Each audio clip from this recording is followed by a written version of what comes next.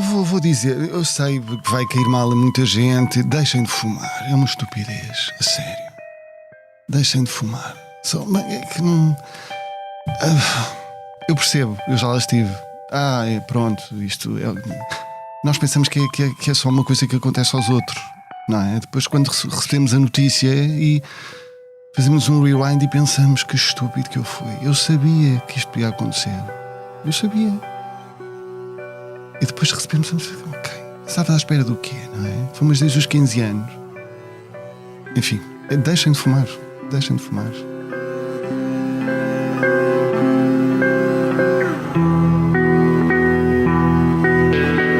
O meu convidado desempenhou vários papéis no cinema, teatro e televisão. Durante anos foi Sérgio Calado, o jovem investigador da Polícia Judiciária, na série Inspetor Max, na TVI. Sei quem é aquele tipo. Aquele tipo é o Firmino. Firmino? Sim, é um dos capangas do Amândio russo. Firmino. Polícia Judiciária, pare! Foi regressando em várias novelas. Foi Manuel Basílio em Morangos com Açúcar, Manuel Dantas em Laços de Sangue, na SIC, e mais recentemente desempenhou papéis nas séries da SIC e da Opto, O Clube e Os Eleitos. E para todos, em geral, sem exceção, estudem para terem uma boa média para entrarem na faculdade. Rui Santos nasceu há 46 anos, tem 2 filhos, o Romeu de 12 anos e o Baltazar, que nasceu em fevereiro. No ano passado, Rui foi diagnosticado com um cancro na língua, se não o mais importante instrumento de trabalho de um ator. Eu sou a Sara Tainha, jornalista da SIC, e este é o podcast Tenho Cancro e Depois. Olá Rui, bem-vindo, obrigada por ter aceitado o nosso convite. Olá Sara, obrigado pelo convite e pronto, para mim é uma honra estar aqui a falar do meu problema com o Dr. Ricardo Nogueira. Que eu vou já apresentar.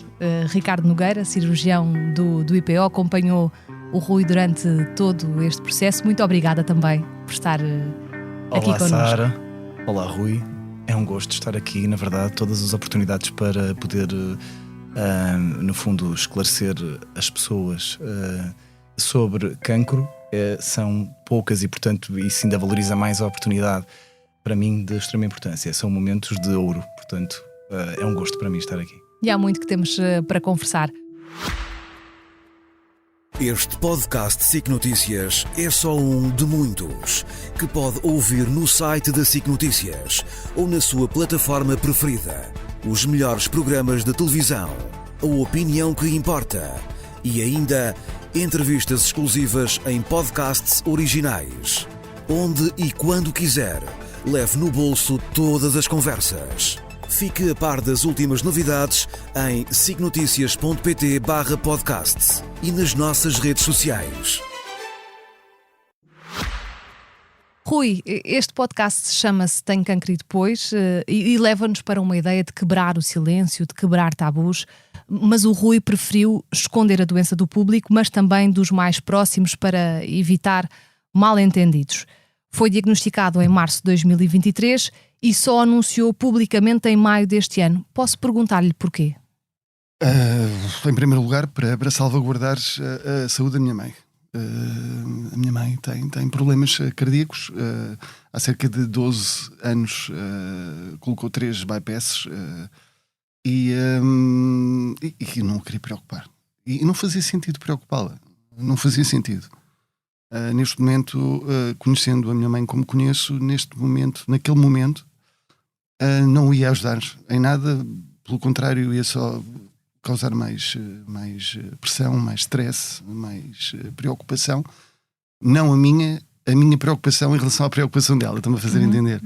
E então, por isso decidi não dizer e não estou nada arrependido, foi a melhor coisa que fiz na altura. Para proteger a sua mãe, mas também o seu filho, os amigos mais próximos, e sendo figura pública também achou que não faria sentido fazer essa partilha na altura? Não, de todo.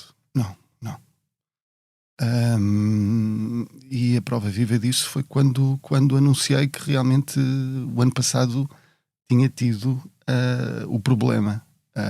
Então aí pronto, e já lidei com a situação de uma maneira diferente, mas Ainda bem que não foi na altura que realmente soube, porque recebo notícias de mensagens de vários tipos, enfim, não posso agora estar aqui a Foi alongar-me. inundado de mensagens. Sim. Umas boas, outras menos boas, umas de esperança, outras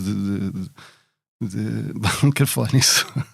Não quero. E foi a melhor decisão que eu tomei, foi quando realmente a tempestade tinha passado, então aí sim contar, até porque tinha contado à minha mãe há 2 semanas depois de fazer a publicação, de informar o público, e não fazia sentido depois, para não criar nenhum mal-entendido de que fez, não fez. Já tinha familiares a ligar-me, a minha mãe não sabia, e eu queria que ela soubesse por mim, Porque não corria por esse risco, familiares, não é? nem pela imprensa, nem por mim. Então pronto,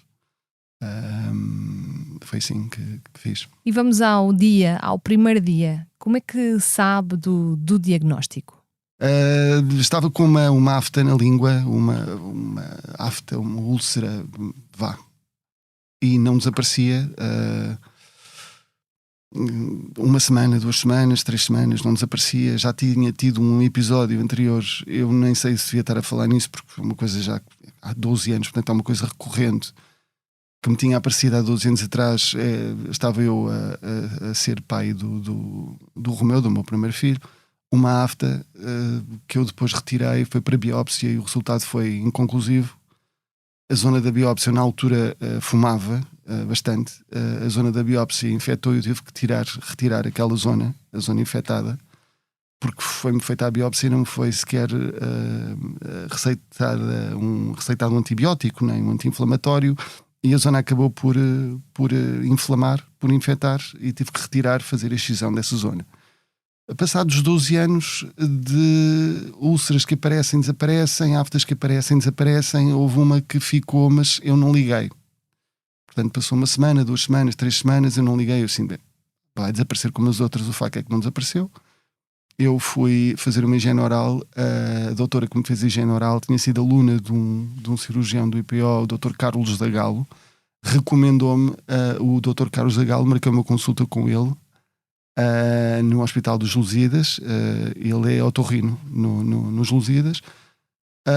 Decidimos fazer a biópsia. Eu tinha 2 zonas da língua afetadas, uma mais atrás, outra mais à frente, uma leucoplasia à frente, e atrás já tinha uma degeneração de células, ou seja, já havia um aumento de células nessa zona. Retirámos o excerto de frontal e para trás da língua. O doutor consegue dizer isso melhor do que eu, não tenho termos técnicos para isso. Soube o resultado, agora voltamos então ao dia 13 de março, quando eu soube o resultado e foi-me diagnosticado um carcinoma em ambos os sítios, portanto, à frente e atrás. O doutor disse-me que teria que fazer a excisão dessa zona, que era um carcinoma de grau 2, porque afetava ambas as partes da língua, que teria que fazer provavelmente a excisão dos gânglios do pescoço, que teria que retirar a pele do braço para fazer um enxerto para colmatar essa zona que eventualmente iria sair, não é? E eu nessa altura fiquei em pânico. Fiquei em pânico porque é muita coisa a acontecer.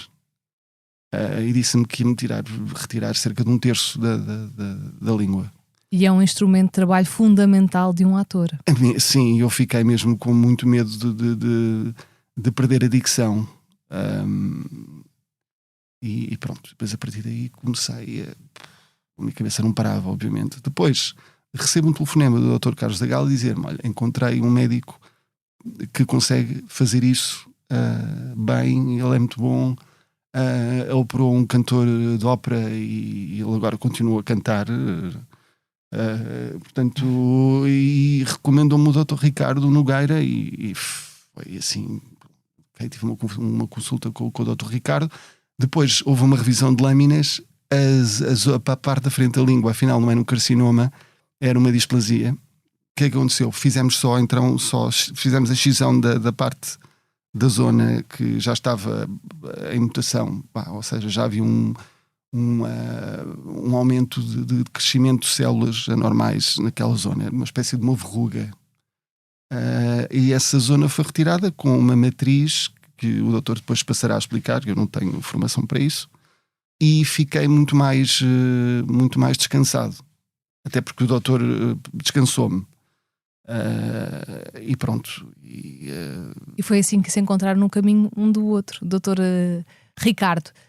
Vou começar por lhe perguntar, nós estamos a falar de um cancro na língua, e quando falamos de um cancro na língua parece que é uma coisa assim muito rara, e se calhar não é assim tão rara quanto isso. Que tipo de cancro é que nós estamos a falar? E do ponto de vista emocional, que Rui é que encontrou no seu consultório? Pois é, ouve-se muito menos falar do cancro da língua do que outros cancros que têm outro tipo de mediatismo, não é? Na verdade. E cancro é sempre cancro, na verdade. Começando assim um bocadinho pelo início, e é sempre da nossa parte, a parte dos médicos profissionais de saúde, é sempre difícil encontrar a melhor maneira a melhor maneira que serve melhor aquele doente que está à nossa frente para comunicarmos, para explicarmos as coisas e até onde é que devemos explicar, na verdade. Porque há vários tipos de doentes. Há aqueles que querem saber tudo e há aqueles que não querem saber nada. Exatamente. E depois há ali um meio caminho de alguém que quer saber o que é que lhe vai acontecer, mas também não quer ir àquele detalhe que pode já gerar algum nervosismo. E que tipo de paciente é que era o Rui? O Rui, quando apareceu, era um doente bastante nervoso, mas que aos poucos e poucos, minuto a minuto, hora a hora, foi se tornando muito mais colaborante. E, portanto, acho que encontrei a maneira certa de falar com o Rui. Sim. Estava também muito preocupado com esta questão da voz, não é, Rui? Exatamente. Da dicção. Sim. É totalmente compreensível, não é? Na verdade. E até nesse ponto de vista nós temos que ter atenção ao doente que nós temos à frente. Quais são as suas preocupações máximas, quais são as... para lá da preocupação do cancro, quando o paciente percebe que, pronto, eu tenho cancro, mas apesar de tudo eu vou ter um bom prognóstico, o doente pensa nas outras coisas todas, não é? Pensa naquilo que lhe vai acontecer depois, quando... Na vida? Exatamente. Que impacto é que este carcinoma vai ter na minha vida no futuro? Isso é muito relevante. O carcinoma da língua é realmente muito menos conhecido de todos os outros carcinomas, mas na verdade partilha muita coisa com os outros carcinomas, como os fatores de risco. O tabaco, que é subejamente conhecido para o carcinoma do pulmão, o álcool, como também que é fator de risco para carcinoma hepático, e que na verdade no carcinoma da língua são bastante sinérgicos. Estes dois fatores de risco são bastante sinérgicos. Nós muitas vezes ouvimos aquelas histórias de quem tem cancro no pulmão e nunca pegou num cigarro. Com o cancro da língua, isso também acontece? Sim, também é possível. Há muito cancro da língua, ou uma parte do cancro da língua. Nós não sabemos explicar exatamente a razão pela qual aparece. Sim, conseguimos já justificar e encontrar fatores de risco muito relevantes, mas não conseguimos explicar porque é que este doente tem um carcinoma da língua e nunca fumou, nunca teve contacto com álcool ou contacto com álcool mínimo. E por vezes nem sequer está relacionado. Muitas vezes estes doentes que não têm estes fatores de riscos não significa que tenham um carcinoma menos agressivo do que os doentes que têm. Mas na maioria das vezes estamos a falar de pessoas que fumam. A maioria das vezes, claramente, estamos a falar de doentes que fumam. Rui, como é que foi esta questão? No dia em que soube que estava doente, que estava com cancro, voltou a pegar num cigarro ou não? Não. Não, me apanhei um susto, não, e deixei de fumar logo. E nunca se tinha questionado durante o período que fumava dos riscos? Pensava em deixar de fumar? Não pensava? Eu fui muito estúpido, porque eu há 12 anos atrás eu já sabia, aquilo apareceu na língua, não sabia o que era. Nunca houve uma conclusão de realmente se era HPV. Eu fiz 2 testes de HPV, deram negativos, portanto não era HPV. Talvez seja, digo eu, não sei, talvez uma autoimune, uma doença autoimune que... não sei. E continuei a fumar. E na altura bebia e fumava e pronto, não me preocupei muito com isso. Foi preciso mesmo apanhar um susto grande, e eu acho que na maioria das pessoas, principalmente fumadores, há uma grande mudança desde o momento em que apanha um susto sério. O mindset muda completamente. É largar, a primeira coisa foi largar o cigarro, logo. Sem pensar duas vezes. Sem pensar duas vezes, não. Eu assim, foi um susto tão grande que nem sequer penso em voltar a fumar outra vez. É impensável. Portanto, foi crucial, foi marcante mesmo esse susto que apanhei, e a partir daí, nunca mais. Desde o momento em que começa a fazer os primeiros exames até ter o diagnóstico certinho, como falávamos há pouco, se não me engano, passaram cerca de 2 semanas, não foi? Entre esse período de saber concretamente o que é que estava a passar, certo? Eu ao início pensava que não teria, até aliás o próprio Dr. Carlos Legal, quando fez a excisão da área afetada, disse-me que provavelmente seria um papiloma. Não seria um carcinoma, seria um papiloma. Tinha toda a morfologia de um Sem interromper o seu raciocínio, o que é uma coisa, o que é outra? Só para existe uma série de lesões da língua que não são cancro, na verdade, mas que nos alertam para... a melhor forma de dizer isto é são lesões precursoras de cancro, vamos dizer assim. As mais importantes são eritroplasias, leucoplasias, porque que era o que ainda há pouco o Rui tinha falado. São lesões brancas ou então lesões muito vermelhas que têm um risco acrescido para essas próprias lesões virem a tornar-se um carcinoma. E, portanto, essas lesões têm que ser vigiadas, ou então, caso adquiram características um pouco mais suspeitas, então têm indicação automaticamente para retirarmos essas lesões antes que cresçam e que impliquem tirar uma pressão muito maior da língua para depois... E no caso do Rui estamos a falar de... No caso do Rui estamos a falar de provavelmente uma lesão que nasceu de uma leucoplasia, porque o Rui tinha outras à volta da lesão principal, tinha pequenas áreas de leucoplasia, mas essas áreas de leucoplasia, assim que o carcinoma é abordado, devem ser também abordadas. Portanto, não ficamos a vigiar essas áreas de leucoplasia.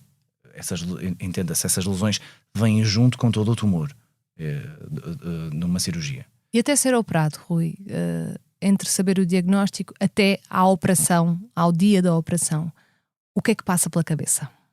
A primeira abordagem, quando soube que quando me foi diagnosticado duas zonas, neste caso 2 carcinomas, um na parte da frente da língua, outro na parte de trás, e ter que fazer todo aquele processo, ter um enxerto, enfim, foi difícil encaixar, foi muito difícil. Depois, quando houve o diagnóstico de que realmente era só um, não eram 2, e falei com o Dr. Ricardo, era só aquela zona que íamos tirar, portanto, íamos tirar um bocado, e colocar a matriz. Falou-me do processo de colocar a matriz, e pronto, eu fiquei confiante, pronto, vamos fazer, vai correr bem, e estava seguro, estava confiante que realmente ia correr bem. E a aceitação, quando é que chega? Se é que ela chega? Não, chega. Chega? Chega, e começas a relativizar uma série de coisas. Há casos muito piores que o meu. E o meu foi descoberto a tempo. E o Dr. Ricardo disse-me: não, isso é uma coisa recente, isso vamos operar, vais ficar bem, vai correr tudo bem. Pronto, é isto. Não vamos, não havia metástases, não fiz uma citologia aos gânglios do pescoço, não tinha nada, negativa, portanto estava tudo bem, e pronto, eu a partir daí fiquei muito mais descansado. Passava só pela remoção da zona afetada, e pronto, depois a minha vida iria continuar normalmente. Obviamente que depois sou vigiado de tempos a tempos, e pronto, e vamos, se realmente aparecer. Agora já sabemos qual é a morfologia neste caso do carcinoma, e pronto, e depois a abordagem será de acordo com a morfologia do carcinoma, Não sei, se calhar estou mal no lugar, estou a falar mais que é aquilo que devia. Muito Mas bem. eu acho que Orgulhoso do seu paciente. eu acho que os médicos, quando, principalmente os doentes que têm a certeza daquilo que estão a dizer. Os médicos devem achar muita graça aqueles doentes que têm a certeza daquilo que estão a dizer. Não sabem o que é que estão a dizer, não sabem patavina o que é que estão a dizer. Que já leram Mas no dizem aquilo Google. com uma certeza, exatamente, dizem aquilo com uma certeza. Os médicos, ok, estão a fazer todo um processo de ok, pronto, como é que eu vou dizer ao tipo que não é bem assim, que é assim, tal, e que não sei o quê. Pronto, O Google inimigo, é verdade. Exato, com pezinhos de lã e fazem. E o Ricardo, o Dr. Ricardo tem sido um diplomata nesse aspecto, que ele contém inteligência emocional Dou o meu melhor. para perceber realmente o que é que tem que fazer consoante o tipo de doente que tem à frente. E neste caso às vezes penso muito naquilo e vou ler e quero me informar e é isto e é aquilo e quero reunir o maior número de informação possível, não é? E sei também que sou um leigo, não é? Fico também, quando digo as coisas com uma certa segurança, mas a segurança não é uma segurança tão grande ao ponto de pensar que aquilo que estou a dizer é o mais acertado, não é? Doutor, o Google é o inimigo da grande maioria dos médicos, mas quando falamos do cancro, ainda se torna mais complicada esta questão de ter de lidar com doentes que podem ter pesquisado muita informação errada? É um grande inimigo, porque o nosso trabalho é difícil explicar aos doentes o que é que eles têm, o que é que pode acontecer, de onde é que isto vem, para onde é que isto vai. E o Google acaba por nos dificultar a tarefa no sentido em que nós temos que negar uma série de coisas. Não, isso não, no teu caso não, neste caso não, noutro caso talvez. Não vamos falar sobre isso porque isso não diz respeito a esta patologia em particular. Pronto, há um trabalho extra da nossa parte, naturalmente.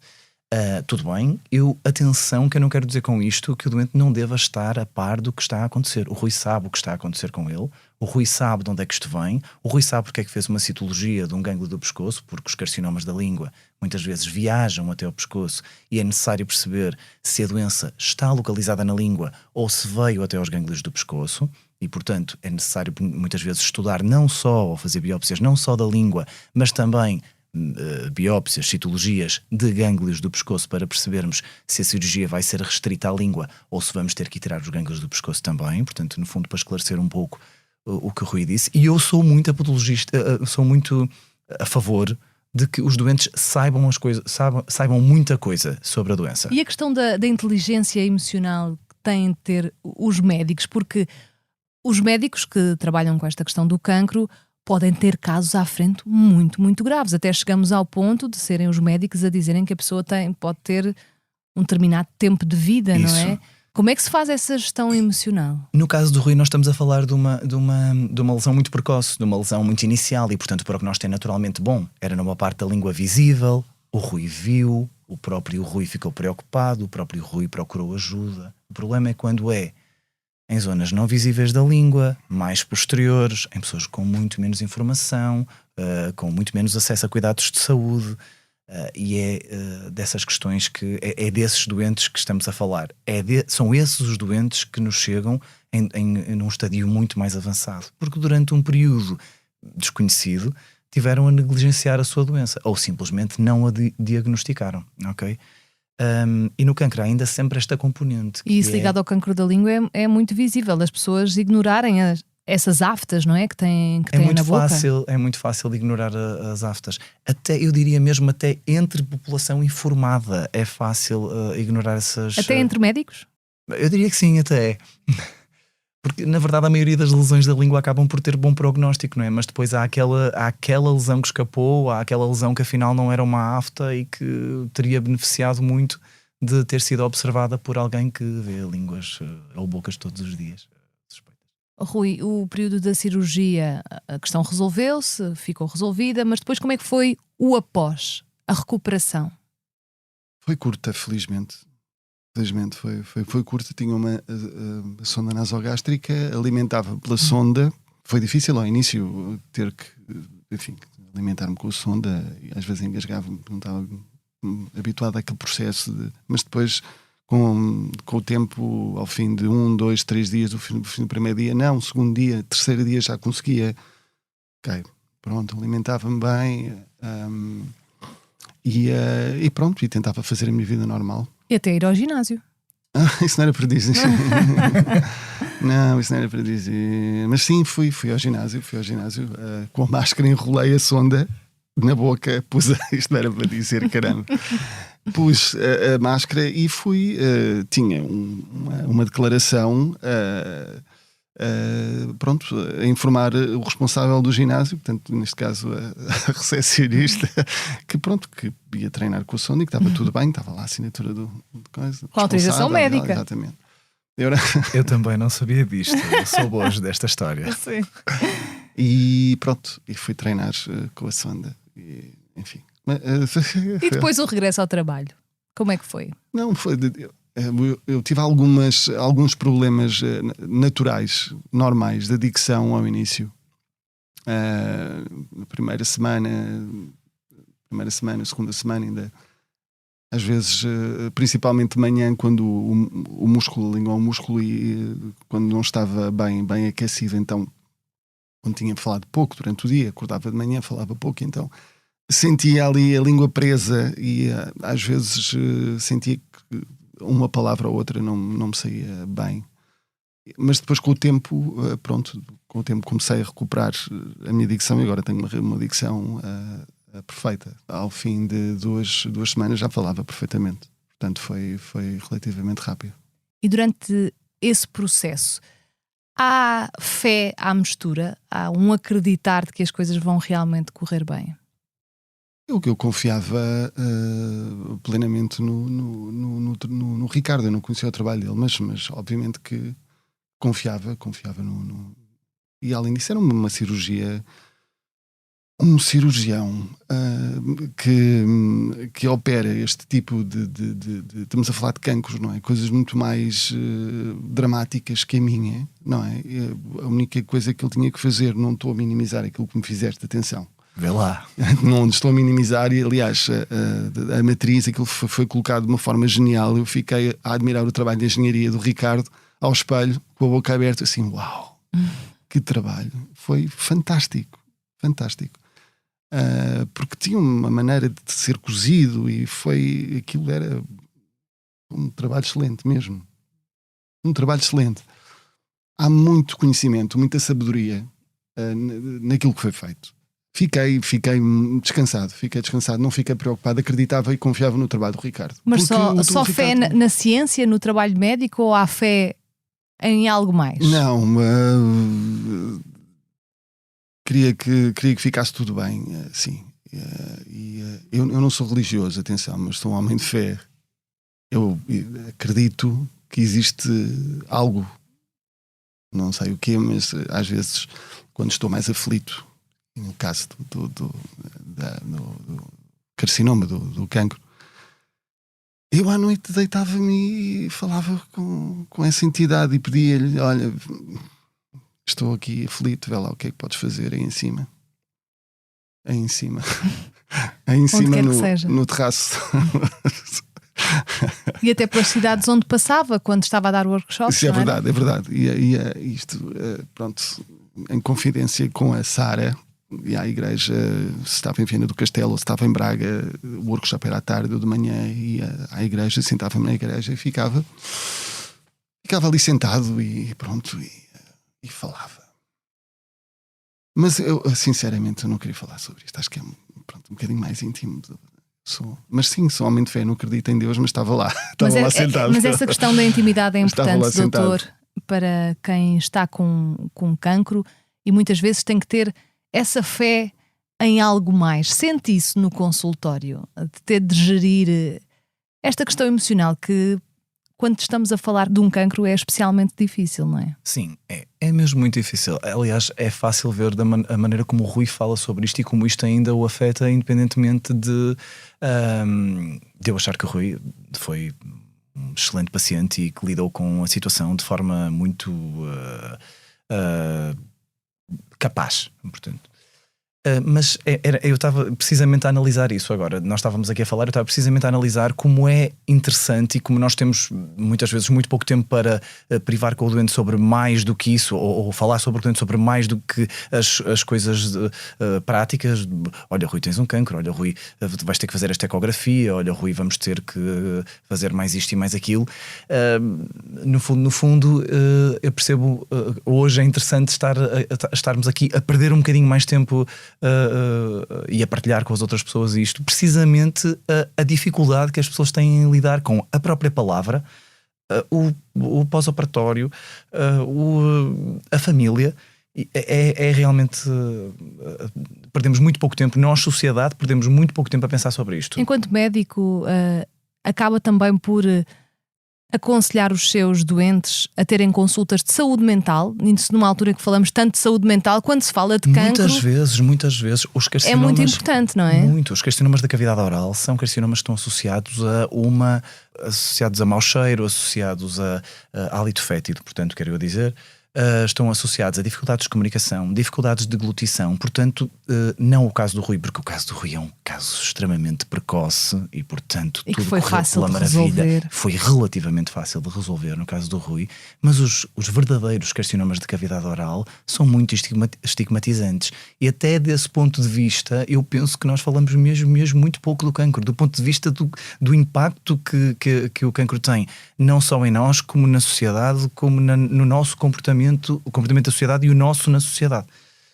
Fala-se mesmo muito pouco de cancro da cavidade oral e é uma pena. E é importante também existir muitas das vezes esse acompanhamento. Rui, sendo uma figura pública, não partilhou e agora partilha a sua história. O que é que gostava que as pessoas soubessem sobre este tema? Porque é que sente que é importante também falar sobre o cancro? Eu vou dizer, eu sei que vai cair mal a muita gente. Deixem de fumar, é uma estupidez, a sério. Deixem de fumar. É que não. Eu percebo, eu já lá estive. Pronto, isto é. Nós pensamos que é só uma coisa que acontece aos outros, não é? Depois, quando recebemos a notícia e fazemos um rewind e pensamos que estúpido que eu fui. Eu sabia que isto ia acontecer. Eu sabia. E depois recebemos, ok, estava à espera do quê? Não é? Fomos desde os 15 anos. Pronto. Enfim, deixem de fumar. Deixem de fumar. E praticamente já ninguém fuma. Não é bem os fumadores assim, agora são ostracizados, infelizmente. querem fumar um cigarro, têm que ir não sei para onde fumar um cigarro e o tabaco está a cair. Deixem de fumar. Deixem de fumar. Agora pronto, agora estou um bocado em negação, porque eu agora só de sentir o cheiro de alguém que está a fumar ao pé de mim, fico a olhar para ele de lado, assim, não tens o direito de mandar esse cheiro, Deixei de fumar há 1 ano. Portanto, já estou naquela fase em que já posso dizer alguma coisa. E fui fumador desde os 15, não é? Fumava, e quando saía à noite, então, quando era mais novo, fumava muito, fumava um maço, às vezes fumava um maço e meio por noite, não é por dia, por noite, só numa noite. Bom, deixem de fumar. Se aparecer alguma coisa suspeita na cavidade oral, na boca, vão ao médico. Obviamente que se aparecer uma afta durante uma semana, uma afta, tudo bem, pronto. Mais de uma semana, a afta não passa, 1 semana, 2 semanas, vão ao médico. Marquem uma consulta para ver o que é isso. É muito importante. Porque se for detectado a tempo, resolve-se bem. Doutor, o Rui dizia que hoje em dia já ninguém fuma. Era bom que fosse assim, não é? Mas os dados não nos mostram assim. isso. É verdade. A sociedade dá-nos cada vez mais dificuldades para fumar, não é? Não se pode fumar neste espaço, não se pode fumar naquele, não se pode fumar neste recinto, mas a verdade é que as pessoas continuam a encontrar lugares para fumar.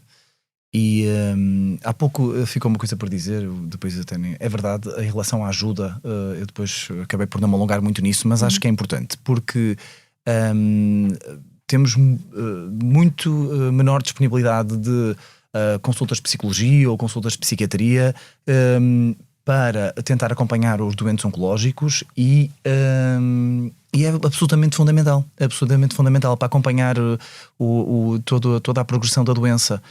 Mas agora uma provocação, o Serviço Nacional de Saúde tem espaço para isso? Pois o Serviço Nacional de Saúde neste momento tem outras preocupações que são talvez mais prementes do que nos preocuparmos.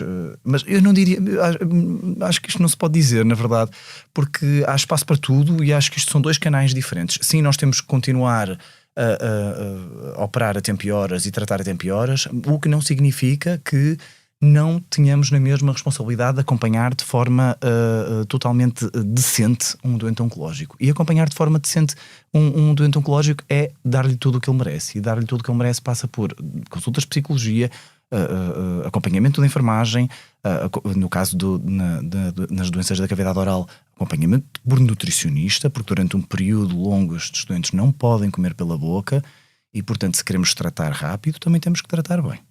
Rui, quando chega o dia em que sabe que a questão está contida, que está parcialmente resolvida, como é que foi? Sim, fiquei descansado, mas não sou enfim, sei que tenho que ser vigiado e enfim, não estou livre de voltar a aparecer. Porque geralmente, por aquilo que eu li, o doutor corrige-me se eu estiver enganado, os casos de recidiva dos carcinomas são cerca de 50%. Portanto, há a hipótese de Dependendo voltar. do estadio. Mas é um número muito alto. É um número alto, sim. A recidiva dos carcinomas da cavidade oral não é desprezível. E, portanto, perante esses números fica esse estado de vigilância. Sim, mas se aparecer, eu tenho consultas marcadas e estou atento. Se aparecer alguma coisa, depois, pronto. Mas estamos a falar de uma coisinha mínima, não é? Que, pronto, depois isso então será resolvido. Mas estou muito mais descansado, sim, muito mais descansado. Porque tenho o meu diagnóstico está feito, estou a ser acompanhado e pronto. E estou bem.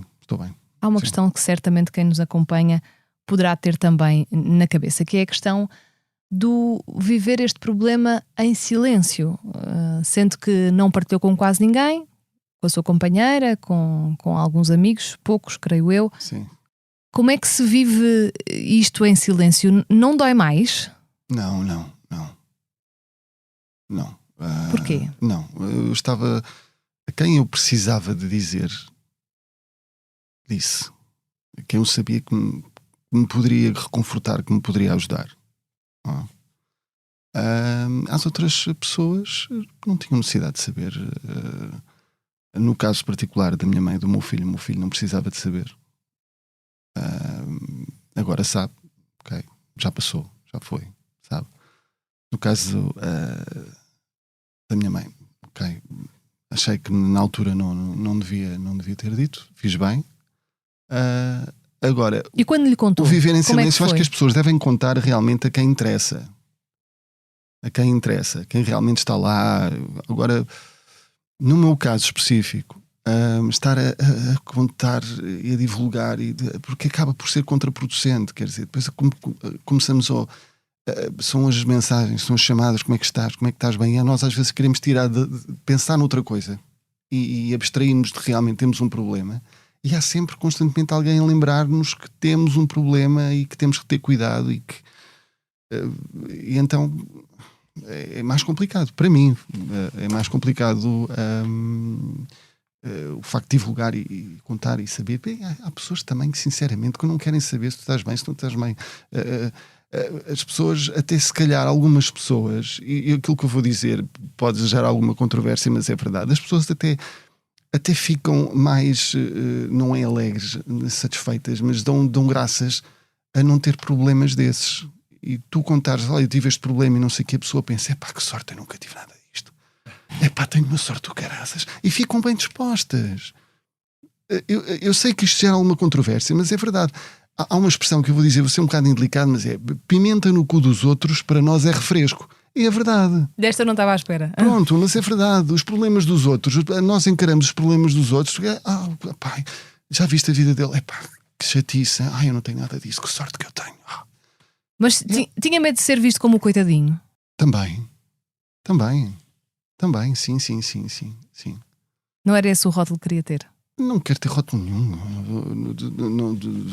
Não, mas eu recebi mensagens de pessoas que não me conheciam de lado nenhum, pessoas houve uma pessoa que me escreveu uma mensagem. Eu não queria agora estar a dizer-me que não estejas com esperança porque vais acabar como aos outros. Uma mensagem tão estúpida destas. E as pessoas às vezes falso otimismo, estão-te a transmitir falso otimismo, não acredites nisso e não sei o quê, pá, coisas estúpidas, completamente absurdas. Portanto, apanhas tudo. Quando és figura pública, recebes todo o tipo de mensagens. Até mensagens de pessoas que tiveram o mesmo problema e que disseram, vai correr tudo bem, tal, não sei o quê. Pessoas bastante simpáticas. Que eu respondi prontamente e disse muito obrigado, desejo as melhoras e pronto. Mas é isto quando és figura pública. Cada um tem a sua forma de estar, na verdade. Isto é uma doença muito difícil de lidar e as pessoas procuram os refúgios mais interessantes, na verdade, para lidar com a doença. E todos os pacientes, todos os doentes são diferentes? Todos os pacientes são diferentes. Se há pessoas que precisam de grande partilha, há outras pessoas que, como nos outros problemas da vida, já preferem lidar com eles de uma forma mais solitária e nada disso é mau. Devemos respeitar a forma de cada um lidar com a doença. Nós já estamos a chegar ao fim do nosso tempo, Rui, mas aproveitando que tem aqui o seu médico ao seu lado, o que é que lhe gostaria de dizer sobre este período da sua vida? E a importância dele? Eu já tive a oportunidade de dizer e volto a dizer. Eu acho que primeiro o trabalho do Dr. Ricardo e o tipo de trabalho que é operar cancros, que é lidar com pessoas que algumas delas, mesmo sendo operadas, os médicos sabem que não vão ter muito tempo de vida e ainda assim operam e dão alguma esperança, algum tempo de vida a mais a essas pessoas para poderem aproveitar a vida, para poderem viver. É um trabalho muito, muito, muito sensível, muito humano. E falando em humano, queria destacar também o trabalho do IPO, uma instituição que eu fiquei geralmente, fiquei mesmo emocionado com o espírito de humanidade que está presente no IPO. Desde as pessoas que tiveram problemas oncológicos a se voluntariarem para estarem lá, para ajudar os outros. Uhum. E ter a consciência, haver uma consciência naquele espaço de que ninguém está lá porque tem uma dor de garganta. Toda a gente sabe que as pessoas que lá estão são pessoas que têm a vida em risco, têm um problema oncológico. Toda a gente tem ali dentro, toda a gente tem o mesmo problema. E os enfermeiros e os médicos, toda a gente tem essa noção. E fiquei mesmo emocionado com o espírito que existe no IPO. É um espírito muito próprio, é muito difícil de encontrar hoje em dia. No nosso dia-a-dia, em contextos normais, não existe aquele tipo de humanidade. Só ali existe aquele tipo de humanidade. E é realmente tocante, é emocionante sentir que existem pessoas que estão dispostas a tirar do tempo delas para ajudar os outros. Mas fazem-no mesmo com paixão. Isso é muito importante. Com entrega, isso é muito emocionante. Doutor, sente essa magia de trabalhar no IPO? Há uma magia no IPO, a palavra é essa.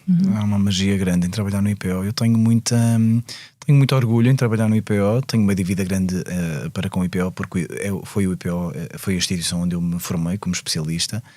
E se há muita coisa que no IPO nos últimos tempos tem sido menos boa, no sentido de precisamos de coisas novas, algumas coisas nos hospitais públicos estão a precisar de serem renovadas, é verdade, e temos pouca gente, sabemos das dificuldades que temos com recursos humanos. No entanto, mantém-se esta incrível energia entre colegas de trabalho, entre colegas e doentes, entre os próprios doentes, como o Rui dizia.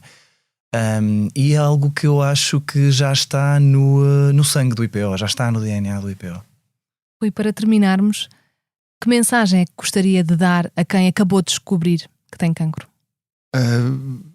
É um choque, mas passa. É isto, é um choque. Temos que não vou agora tentar minimizar. Não, é um choque, mas passa. A primeira questão que nos colocamos quando sabemos a notícia é: e agora o que é que eu vou fazer? Caramba. Ok, depois há a conversa com o médico, depois vamos avançar para a solução. Ok? É a solução. Como é que é? O que é que temos que fazer? É isto que temos que fazer? Ok, vamos fazer. Pronto. Ok. e pronto, e relativizar as coisas. Se é que é possível relativizá-las, não é? Porque há casos que são realmente dramáticos e uma pessoa sabe que, pronto, enfim. Mas relativizar. E pronto, é isto.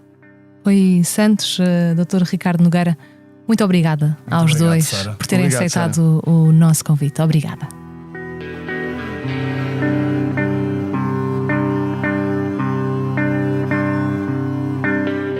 Tem Cancro e Depois é um podcast da SIC Notícias com sonoplastia de Gustavo Carvalho, fotografia de Matilde Fieschi e Nuno Fox, com apoio à produção de Joana Henriques e João Filipe Lopes. A coordenação é de Joana Beleza e a direção de Ricardo Costa. A música deste podcast foi cedida pelos Dead Combo em memória de Pedro Gonçalves. Eu sou a Sara Tainha. Ouça e subscreva este podcast na plataforma que mais gosta, avalie e envie-nos os seus comentários. Se quiser saber mais sobre este tema, vá ao site do Tem Cancro e Depois e veja reportagens e artigos.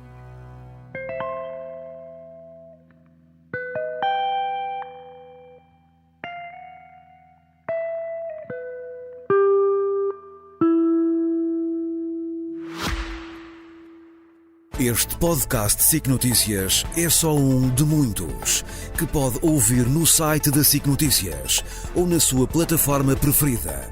Os melhores programas de televisão, a opinião que importa e ainda entrevistas exclusivas em podcasts originais. Onde e quando quiser, leve no bolso todas as conversas. Fique a par das últimas novidades em sicnoticias.pt/podcasts e nas nossas redes sociais.